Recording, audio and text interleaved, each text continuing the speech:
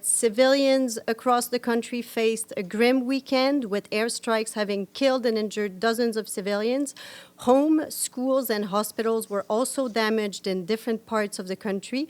A strike hit a residential building in Dnipro on Saturday evening in one of the deadliest attacks in Ukraine since the start of the Russian invasion last February. The Secretary General condemned this attack, saying that this was another example of a suspected violations of the laws of war.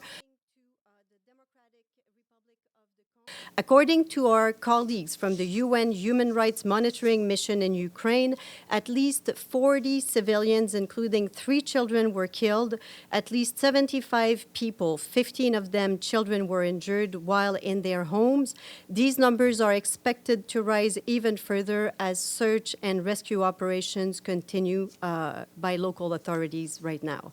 More than 1,000 people have been made homeless as a result of the attack, according to our humanitarian colleagues on the ground.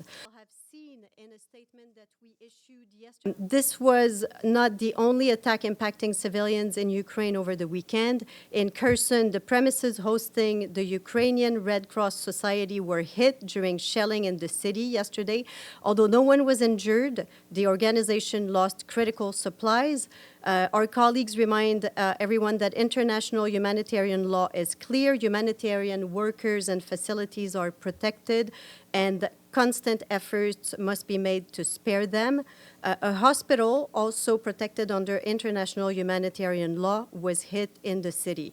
Then in Kryvyi Rih, in the Dnipro region, local authorities informed that more than 50 homes, 3 schools, 2 kindergartens were damaged yesterday alone.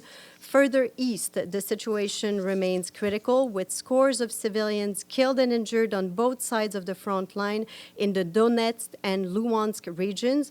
In the parts of Donetsk under the temporary control of the Russian Federation, dozens of homes were damaged, and at least 2 health centers and several ambulances were also hit during shelling reported over the weekend, according to Russian-installed authorities there.